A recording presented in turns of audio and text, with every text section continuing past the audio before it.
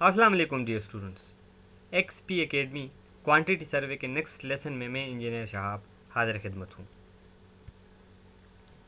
आज का हमारा टॉपिक है बार बेंडिंग शेड्यूल।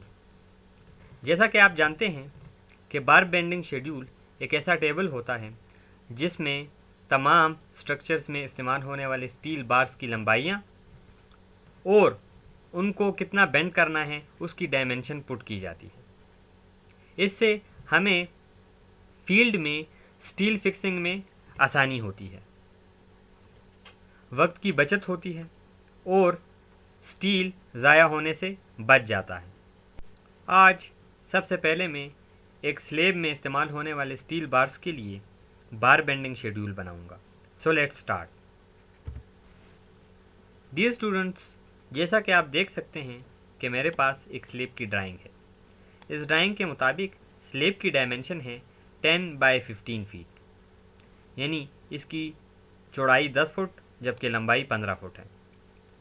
अगर आप देखें तो इसमें दो किस्म के स्टील बार्स इस्तेमाल हो रहे हैं। एक को मैंने ग्रीन कलर किया है और एक को रेड। अब ग्रीन कलर जो है वो 4 सूत्र का सरिया है और ये 10 इंच के फासले पर सेंटर टू सेंटर ये इस्तेमाल होगा। इसी तरह जो रेड कलर का सरिया है ये 6 सूत्र का है और ये 8 इंच सेंटर टू सेंटर इस्तेमाल करेंगे। अब ये जो रेड कलर है इसको बेसिकली लॉन्ग बार कहा जाएगा और जो ग्रीन कलर है ये डिस्ट्रीब्यूशन बार होगा। लॉन्ग बार्स बेसिकली जिस साइड की लंबाई ज़्यादा होती है उसके पैरेलल जो हम सरिये बिछाते हैं वो लॉन्ग बार्स होते हैं और उसके परपेंडिकुलर जो हम सरिये बिछाते हैं उनको हम डिस्ट्रीब्यूशन बार्स कहते हैं। जैसा कि आप दूसरे प्लान में देख सकते हैं कि इन सरियों की तरतीब हमारे पास कुछ यूँ होगी। जो लॉन्ग बार्स होंगे वो डिवाइड होंगे हमारे शॉर्ट साइड के ऊपर और जो शॉर्ट बार्स होंगे वो डिवाइड हो रहे हैं हमारे लॉन्ग साइड्स के ऊपर। इसी तरह अगर इसके क्रॉस सेक्शन को देखें तो मैंने इसको ये जो बी मैंने इसको एक नाम दिया है क्रॉस सेक्शन को और ये क्रॉस सेक्शन मैंने शो किया है। आप देख सकते हैं कि इस क्रॉस सेक्शन के मुताबिक मेरे पास जो स्टील है 10 साइड के ऊपर जो मेरे पास यानी 10 फीट की लंबाई के साथ पैरेलल जो इस्तेमाल हो रही है वो शॉर्ट बार है। तो हम 10 फीट मुकम्मल सरिया नहीं डालते बल्कि उसमें हम कुछ हिस्सा उसका कंक्रीट कवर का छोड़ेंगे ताकि सरिया कंक्रीट से बाहर ना निकले। दोनों अतराफ में मैंने 1-1 इंच इसमें कंक्रीट कवर दिया है। सो हमारे पास जो लेंथ बनती है वो 9 फीट 10 इंचेस है। इसी तरह इसमें मैंने 1 फुट जो है वो पैरेलल हुक दिया है इसके और परपेंडिकुलर हुक मैंने 3 इंचेस दिया है। परपेंडिकुलर हुक जो है उसकी डायमेंशन मैं यहाँ पे शो करा देता हूँ। आप देख सकते हैं कि यहाँ पे मेरे पास जो परपेंडिकुलर हुक है वो 3 इंचेस है और जो पैरेलल सरिये के पैरेलल हुक आ रहा है वो 1 फीट मैंने दिया है। ये hooks basically as per requirement दिए जाते हैं। स्पेशली ये जो पैरेलल हुक मैंने दिया है ये बेसिकली 90 के एंगल पे होता है वर्टिकल हुक के साथ और ये इसलिए दिया जाता है ताकि एंड्स के ऊपर जो शेयर फोर्स पैदा होती है उसके नतीजे में पैदा होने वाली शेयर स्ट्रेस को कुछ हिस्सा तो उसका कंक्रीट बर्दाश्त कर लेता है, लेकिन जब कंक्रीट की बर्दाश्त से बाहर हो जाता है तो फिर हम उसमें सरिया प्रोवाइड करते हैं ताकि उसको जो है वो सरिया उस एक्स्ट्रा शेयर स्ट्रेस को बर्दाश्त कर सके। सो इसके लिए हम एक टेबल बनाएंगे बाकायदा और उस टेबल की तरतीब कुछ यूँ होगी। डियर स्टूडेंट्स, आप देख सकते हैं कि मैंने इसका टाइटल दिया है बार बेंडिंग शेड्यूल। इसके बाद मैंने कुछ कॉलम्स इसमें बनाए हैं। आप देख सकते हैं कि सबसे पहला कॉलम सीरियल नंबर का होगा एज़ यूजुअल। इसके बाद हम मेंबर का नेम लिखेंगे, मेंबर नेम यानी उसका नाम कि स्लेब है, कॉलम है या दीगर स्ट्रक्चर। इसके बाद इसका शेप कोड होता है। शेप कोड हम जो है वो ब्रिटिश स्टैंडर्ड के मुताबिक 8666 इसका कोड है और इसके मुताबिक हमें ये तमाम कोड्स हर स्ट्रक्चर के लिए, हर स्टील के लिए उसके मुताबिक उसकी बेंडिंग इस्तेमाल करेंगे। इसी तरह एक्चुअल लेंथ, स्ट्रक्चर की एक्चुअल लेंथ होगी, जितनी स्ट्रक्चर की लेंथ और विड्थ होती है वो हम यहाँ पे लिखेंगे। कंक्रीट कवर जितना हमने दिया है वो लिखेंगे और ये हमेशा एक्चुअल लेंथ में से माइनस होगा। इसके बाद एक्स्ट्रा लेंथ या बेंडिंग होती है। मैंने यहाँ पे L1, L2, L3 and so on L5 तक दिए हैं। अब ये लेंथ बेसिकली डिपेंड करते हैं, मैंने यहाँ पे 5 दी हैं, अगर ज़रूरत हो तो इसको आगे एक्सटेंड किया जा सकता है 6, 7, 8। ये बेसिकली L1 से हम यहाँ पे मुराद ले सकते हैं कि यहाँ पे हमने जो है वो हुक प्रोवाइड किया 90 के एंगल पे। L2 में हम लिख सकते हैं कि हमने हुक प्रोवाइड किया है 35 के एंगल पे, या फिर आगे हमने जो है वो ओवरलेप दिया है वगैरह वगैरह। कोई भी एक्स्ट्रा लेंथ जो होगी वो हम इसमें प्लस करेंगे। ये याद रखेंगे कि एक्स्ट्रा लेंथ हमेशा प्लस होगी जबकि कंक्रीट कवर माइनस होगा। फिर माइनस करने के बाद और प्लस करने के बाद एक्चुअल लेंथ से जो जवाब आएगा हमारे पास वो कट लेंथ कहलाएगा, यानी उतना सरिया हम फील्ड में काम के दौरान कटवाएंगे स्टील फिक्सर से। इसी तरह नंबर ऑफ़ बार्स में डिपेंड करेगा कि उस स्ट्रक्चर में कितने बार्स इस्तेमाल हो रही हैं, मेंबर उस किस्म के और मज़ीद कितने मेंबर्स हैं, कितने स्ट्रक्चर्स हैं। और टोटल लेंथ हम इंचेस में भी लिखेंगे, फीट में भी लिखेंगे। इसी तरह वेट पर फुट हम लिखेंगे, जो हम डाया इस्तेमाल कर रहे हैं, जो सरिया जिस डाया का इस्तेमाल कर रहे हैं वो इसमें शामिल होगा। और इसके बाद टोटल वेट हम लिखेंगे। सो इस तरह हमारे पास टोटल वेट आ जाएगा सरिये का, और इसकी लेंथ भी आ जाएगी जो हमने अकॉर्डिंग टू द सिचुएशन काटनी होंगी, वो सरिये उनकी लेंथ भी हमारे पास आ जाएगी। डियर स्टूडेंट्स, इसमें मैंने मज़ीद एक कॉलम का इजाफा किया जिसमें हम इसका डाया बार भी लिखेंगे। इससे हमें आसानी हो जाएगी कि जो डाया बार हम इस्तेमाल कर रहे हैं उसका वेट पर फुट कितना है। ये मैंने अपनी आसानी के लिए इस टेबल को तरतीब दिया है। इस टेबल को कई शक्लों में तरतीब दिया जा सकता है, यानी इसमें हम कॉलम्स की जो तरतीब है उसको आगे पीछे कर सकते हैं, लेकिन मुझे चूँकि ये ज़्यादा आसान लगा है सो इसको मैंने तरतीब दिया है। और मैं आपको भी सजेस्ट करता हूँ कि आप इस तरीके से इसको फॉलो करें ताकि आपको आसानी हो इसको समझने में। डियर स्टूडेंट्स, जैसा कि मैं आपको बता चुका हूं कि इसमें मैं 2 किस्म के सरिये इस्तेमाल कर रहा हूं, एक लॉन्ग बार से और एक डिस्ट्रीब्यूशन बार। सो सबसे पहले हमें लॉन्ग बार्स और डिस्ट्रीब्यूशन बार्स की तादाद मालूम करनी है और इसका एक ख़ास तरीक़ाकार होता है। अब number of bars in each member मालूम करने के लिए हम सबसे पहले जो है वो लॉन्ग बार्स लेंगे। लॉन्ग बार्स 6 सूत्र की हम इस्तेमाल कर रहे हैं, जो डाया बार है उसका लॉन्ग बार का वो 6 है, 6 सूत्र, और ये 8 inch centre to centre distance पे इस्तेमाल होगा। अब जैसा कि आप देख सकते हैं कि जो लॉन्ग बार है वो डिवाइड होता है शॉर्ट स्पेन के ऊपर। सो मैं इसको शॉर्ट स्पेन के ऊपर डिवाइड करूँगा 8 inch centre to centre distance के साथ। सो इसका तरीकाकार ये होता है कि हमारे पास जो शॉर्ट स्पेन है इसके ऊपर मैंने इसको चूँकि डिवाइड करना है तो शॉर्ट स्पेन मेरे पास 10 फीट है, सो मैंने ले लिया 10। फिर मैं इसको मल्टीप्लाई करूँ 12 के साथ, वो इसलिए कि 10 फीट है मेरे पास और मैं इसको इंचेस में कन्वर्ट करना चाह रहा हूँ। सो 10 मल्टीप्लाई बाय 12 ये इंचेस में कन्वर्ट हो जाएगा ये शॉर्ट स्पेन। इसी तरह 8 पे मैं डिवाइड कर रहा हूँ तो 8 इसका सेंटर टू सेंटर डिस्टेंस है लॉन्ग बार का। सो लॉन्ग बार ये याद रखें कि हमेशा डिवाइड होता है शॉर्ट स्पेन के ऊपर। +1 मैंने इसलिए किया कि ये रूल है कि हमेशा एक सरिया इजाफी इस्तेमाल होता है। अब मिसाल के तौर पर मैं 10 मल्टीप्लाई बाय 12 डिवाइड बाय 8 +1 करता हूँ तो मेरे पास 16 नंबर्स आते हैं। तो मैं इसका प्रूफ भी आपको दिखा सकता हूँ कि यहाँ पे मैंने जितने डाया बार्स इस्तेमाल जितने लॉन्ग बार्स इस्तेमाल किए आप देख सकते हैं 1 2 3 4 5 6 7 8 9 10 11 12 13 14 15 एंड 16। तो आप देखें अगर ये 1 में ना प्लस करूँ तो मेरे पास आंसर 15 आता है। अब यहाँ पे 15 बार्स के बजाय 16 इस्तेमाल होते हैं, तो ये एक हमेशा इजाफी होता है। और असल में हमारे पास जो लाइन होती है वो सेगमेंट में डिवाइड हो जाती है, तो 1 नंबर हम उसमें इजाफी देते हैं। सो तरीकाकार क्या हुआ कि लॉन्ग बार्स मालूम करने के लिए लॉन्ग बार की स्पेसिंग लेंगे और उस पे उसको डिवाइड करेंगे टोटल लेंथ पे, और लेंथ हमारे पास इंचेस में होनी चाहिए। सो हमारे पास फीट में थी, मैंने इंचेस में कन्वर्ट कर दी और एक प्लस करेंगे। सो 16 नंबर्स हमारे पास लॉन्ग बार्स के आ जाएंगे। इसी तरह डिस्ट्रीब्यूशन बार जो है वो शॉर्ट बार्स हैं, और ये बार्स जो हैं बेसिकली शॉर्ट स्पेन के पैरेलल इस्तेमाल होंगी और ये डिवाइड होंगी लॉन्ग स्पेन के ऊपर। सो मेरे पास इसका जो सेंटर टू सेंटर डिस्टेंस है वो 10 इंचेस है। सो मैं क्या करूँगा, मैं टोटल डिस्टेंस लूँगा और ये आप देख सकते हैं लॉन्ग बार हमारे पास 15 फीट है। सो मैं शॉर्ट बार्स को या डिस्ट्रीब्यूशन बार्स को डिवाइड करूँगा लॉन्ग स्पेन के ऊपर। सो मैं 15 को मल्टीप्लाई करूँगा 12 से ताकि ये इंचेस में कन्वर्ट हो जाए। टोटल स्पेन को मैंने इंचेस में कन्वर्ट किया और टोटल स्पेन डिवाइड कर दिया शॉर्ट बार के जो है वो स्पेसिंग के साथ। तो स्पेसिंग थी 10 इंचेस और +1 एज पर रूल किया तो मेरे पास 19 बार आई। तो इस तरह मेरे पास ये जो है बार्स की तादाद मालूम हो जाती है। अब मैं बाकायदा तौर पर इनको जो है वो इनकी जो लेंथ है कट लेंथ और टोटल वेट इसका फाइंड आउट करूँगा।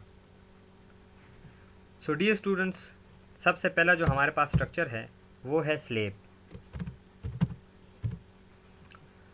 और स्लेब में दो किस्म के मेंबर्स हैं।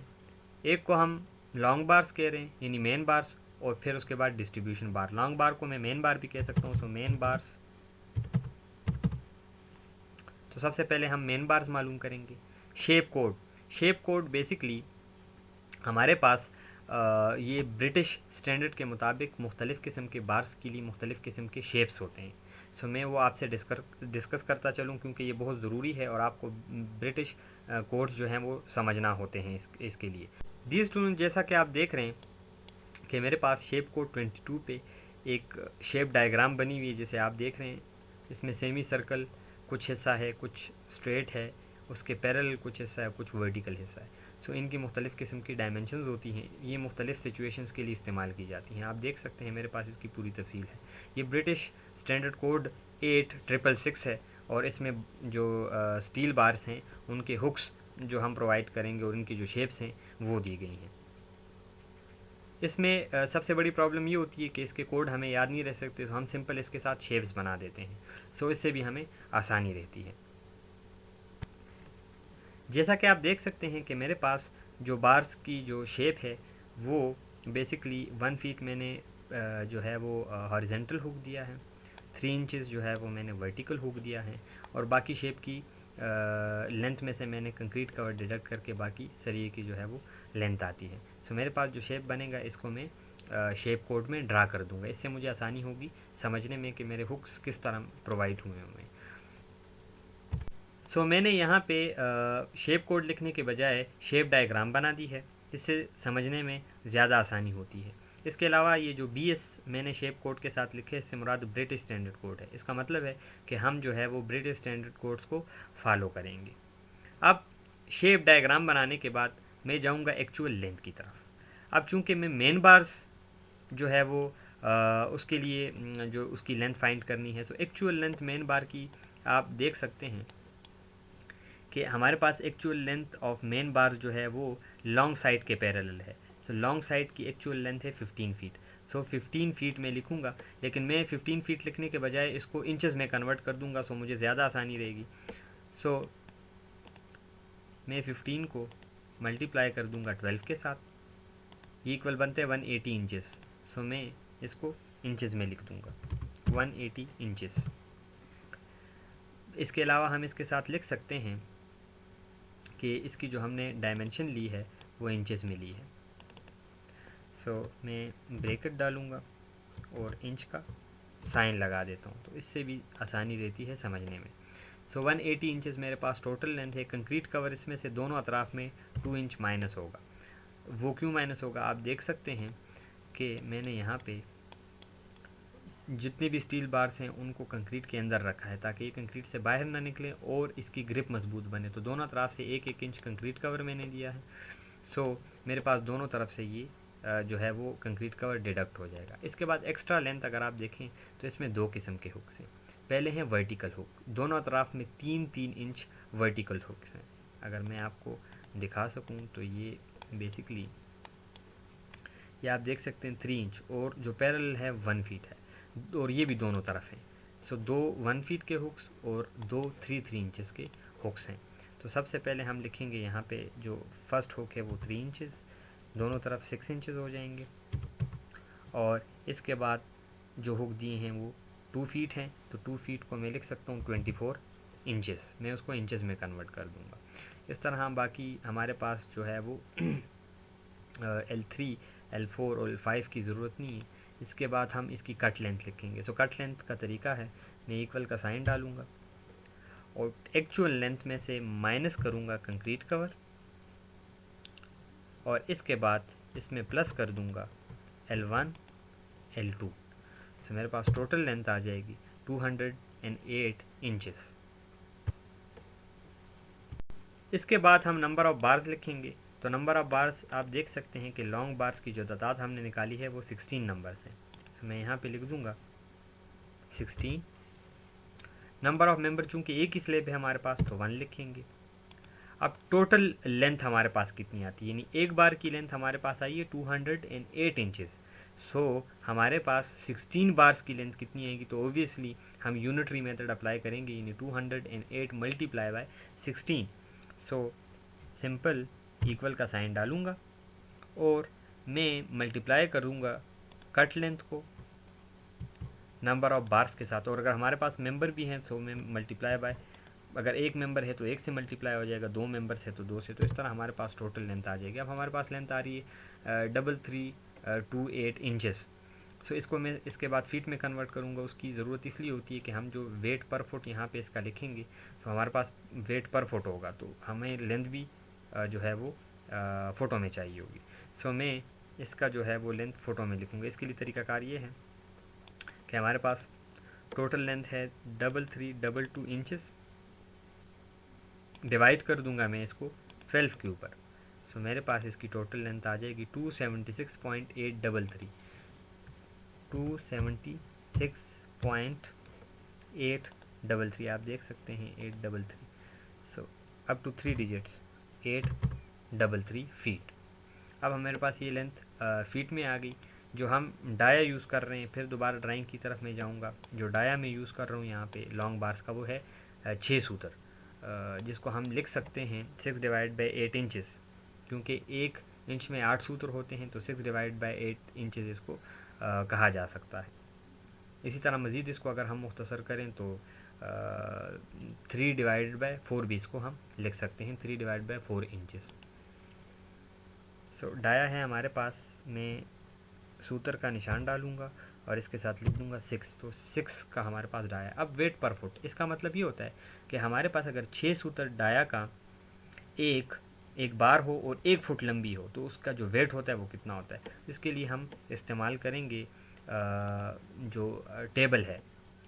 अब आप देख सकते हैं मेरे पास मुख्तलिफ़ किस्म के साइज़ और वेट पर फुट दिए हैं, और वेट मेरे पास पाउंड्स में है, एलबीज़ में है। चूँकि मैं FPS सिस्टम में काम कर रहा हूँ, ब्रिटिश सिस्टम में, तो मेरे पास पाउंड्स में उसके वेट्स आ रहे हैं। 6 सूत्र का सरिया मैं इस्तेमाल कर रहा हूँ, तो पर फुट उसकी जो पाउंड्स हैं या वेट है वो आप देख सकते हैं कि 1.502 है। तो मैं टेबल से इसको यहाँ पे पुट कर दूँगा 1.502 सॉरी 2। तो ये अगर मेरे पास 1 फुट लंबा सरिया होगा तो उसका वेट एलबीज़ में 1.502 होगा। मैं वेट के बजाय यहाँ पे अगर एलबीज़ लिख दूँ तो भी आसानी रहेगी, इसका मतलब भी वेट होता है। सो और मज़ीद अगर इसमें मैं तब्दीली करना चाहूँ तो इसके लिए मैं यहाँ पे इसका वेट लिख दूँगा।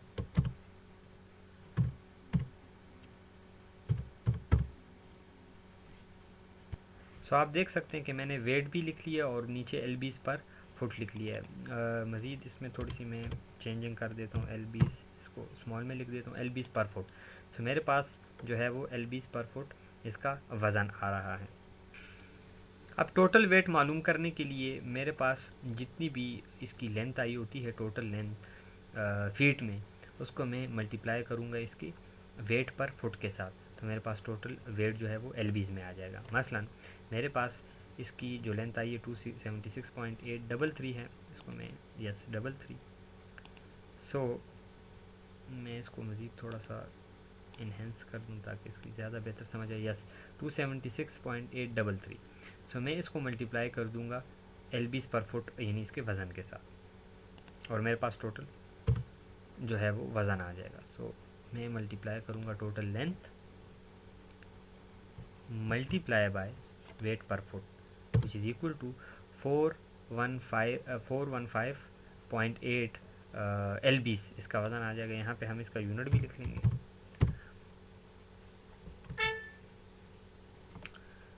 सो इसका यूनिट होगा एलबीज़,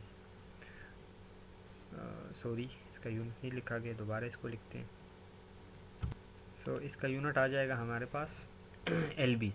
तो इस तरह हमारे पास जो बार 16 यूज़ हो रही हैं, 16 बार्स हैं और 6 सूत्र इसका डाया है, तो इसका वज़न हमारे पास 415.8 एलबीज़ यानी पाउंड्स वज़न आ रहा है। इसके बाद हम जाएंगे जो सेकंड 1 बार्स हैं हमारे पास, इसके लिए मैं small a and then b, जो दूसरा मेंबर है बी मेंबर हमारे पास है डिस्ट्रीब्यूशन बार।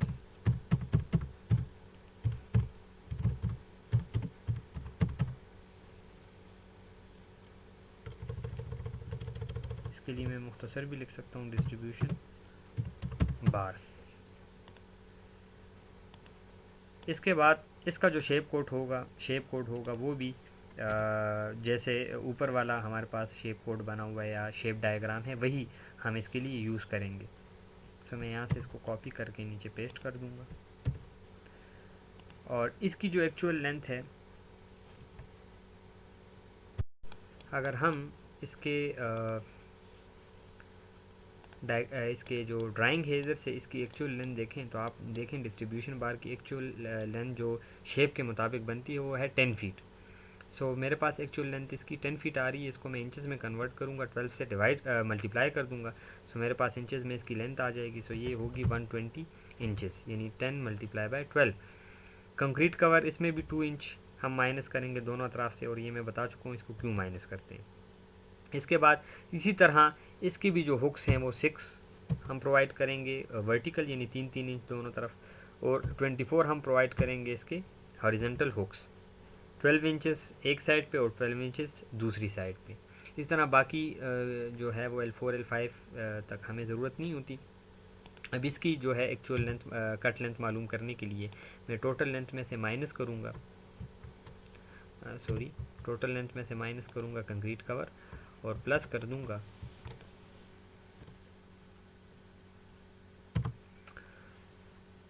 मेरे पास कट लेंथ आती है 148 इंचेस। नंबर ऑफ मेंबर्स आप देख सकते हैं कि मेरे पास डिस्ट्रीब्यूशन बार्स की जो तादाद है वो है 19 नंबर्स। सो मैं लिखूँगा 19। इसके बाद चूँकि एक ही स्लैब है तो 1 नंबर, और टोटल लेंथ अब हमारे पास आएगी। इसके लिए मैं इक्वल का साइन डालूँगा और कट लेंथ को मल्टीप्लाई कर दूँगा इसके नंबर ऑफ बार्स और नंबर ऑफ मेंबर्स के साथ। तो मेरे पास टोटल इसकी लेंथ आ जाएगी। इसको हम कैलकुलेटर से भी कर सकते हैं, चूँकि मैं जो है वो एक्सेल यूज़ कर रहा हूँ तो मुझे ज़्यादा आसानी होती है एक्सेल में यूज़ करते हुए इसको फार्मूलों की मदद से। इसी तरह जो इसका जो डाया बार है वो हमारे पास, इसको सबसे पहले हम फुट में कन्वर्ट कर दें। 2812 इंचेस इसकी लेंथ आ रही है, तो फीट में इसको कन्वर्ट करने के लिए मैं क्या करूँगा, सिंपल डिवाइड कर दूँगा 12 के ऊपर, यानी 2812 divided by 12 which is equal to 234.333 234.333 up to 3 digits इसको हम लिखेंगे। जो डाया बार हम यूज़ कर रहे हैं वो है 4 सूत्र। हमारे पास जो इसका जो टोटल वज़न आएगा उससे पहले हम देखेंगे कि पर फुट इसका वज़न कितना आता है, यानी 1 फुट अगर लंबा सरिया होगा तो उसका वज़न कितना होगा, अगर 234.33 फुट लंबा सरिया होगा तो उसका वज़न कितना होगा। सबसे पहले 1 फुट के लिए, तो इसके लिए मैं टेबल देखूँगा। आप देख सकते हैं कि 4 सूत्र का जो हमारे पास सरिया होता है, यानी जो आधा इंच होता है हमारे पास सरिया, उसका वज़न होता है 0.668। सो मैं सिंपल 0.668 इसका वज़न पुट कर दूंगा पर फुट, और टोटल वेट के लिए मैं इक्वल का साइन डालूंगा, और जो हमारे पास टोटल लेंथ आती है उसको मैं मल्टीप्लाई कर दूंगा पर फुट लेंथ के साथ। सो मेरे पास इसका टोटल वज़न 156.53 और इसका जो यूनिट है वो है LB। सो इस तरह मेरे पास डिस्ट्रीब्यूशन बार्स भी हल हो जाती हैं। अब हमारे पास टोटल जो इसका वज़न आएगा, इसके लिए मैं टोटल कर दूंगा इसको। पूरी स्लेब में हमारे पास जो सरिया इस्तेमाल होगा उसका टोटल वज़न निकालने के लिए मैं दोनों किस्म के बार्स को जो है वो जमा कर दूंगा। तो मेरे पास टोटल आंसर आया 572.34 LBs। अब अगर इन LBs को हम कन्वर्ट करना चाहते हैं केजीज़ में, तो मैं इसको सिंपल मल्टीप्लाई कर दूंगा 0.4536 के साथ। इससे मेरे पास इसका वज़न केजीज़ में आ जाएगा।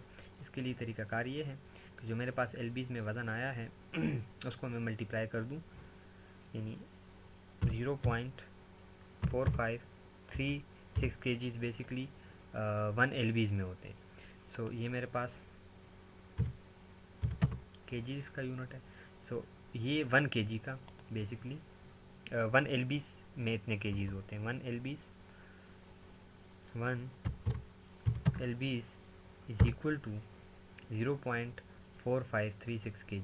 सो हमारे पास 572 LBs हैं। सो इसको कन्वर्ट करने के लिए मैं सिंपल मल्टीप्लाई कर दूंगा 0.4536 के साथ 572.34। केजीज़ में मेरे पास वज़न आ जाएगा 259.61 kg। सो इस तरह हमारे पास जो है इसका जो बार बेंडिंग शेड्यूल है उसके मुताबिक वज़न निकल आता है। लेकिन चूंकि हमें पीएस सिस्टम यूज़ कर रहे हैं तो हमें केजीज़ में ज़रूरत नहीं, हम सिर्फ इसको एलबीज़ में फाइंड आउट करेंगे। लेकिन अगर आप जानना चाहते हैं इसको कैसे हम जो है वो केजीज़ में कन्वर्ट करें, क्योंकि जब हम मार्केट से परचेज़ करते हैं तो अमूमन केजीज़ में करते हैं या टन्स में करते हैं। सो मैंने इसको सिंपल केजीज़ में कन्वर्ट कर दिया। टन में कन्वर्ट करने के लिए 1000 पे डिवाइड कर देंगे जो केजी का आंसर होगा।